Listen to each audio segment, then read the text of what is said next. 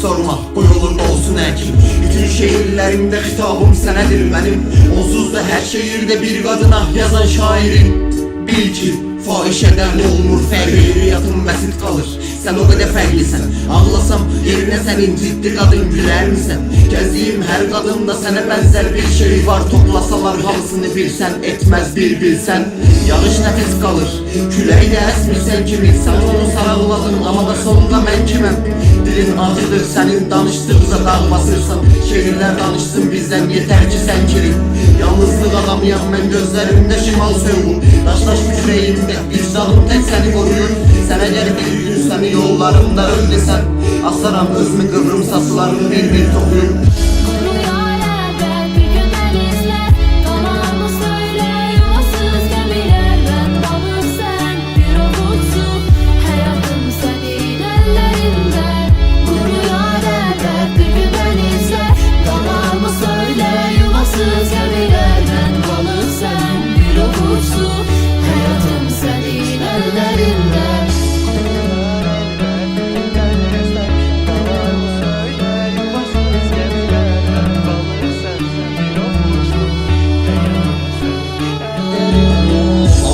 Ədalət sənə baxanla bilinir səhv.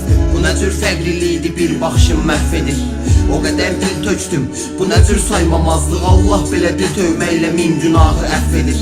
Sənə baxıb yazdığım hər şeirdə bir xəridə var. Mən səni tərk etdim ki, yoxluğumun fərqinə var. İnanmaq üçün mələklərə bir baxışın yetər mənə. Çünki sənin gözlərində ilahi bir səliqə var. Vaz keçirəm iradəmin böyütdüyü bu sevgidən. Heç kim səni sevmədiyi qədər sevdim bil ki mən. Ürək qapın çox açıldı, məncə biraz ört, biraz bağla, biraz ört ki girməsin hər gələn. Buyurum da ayaqlarımın altında da tapdala. Sevgi evimi önünə sərdim, içinə gir və yağlala. Söz verirəm bir də qadın, arxamdan gəlməyəcəm. Sənə deyirəm görsən məni başqasıyla ağlama. Sənə deyil canım bu qədərə eləyirəm sitəm. Mən əlimdə qələm tuturam dərd çəkənlə meyləyim. Bir şeyi bil getdiyin üçün səndən asla küsmürəm. Çünki bilirəm şair qadını olmaq asan şey deyil.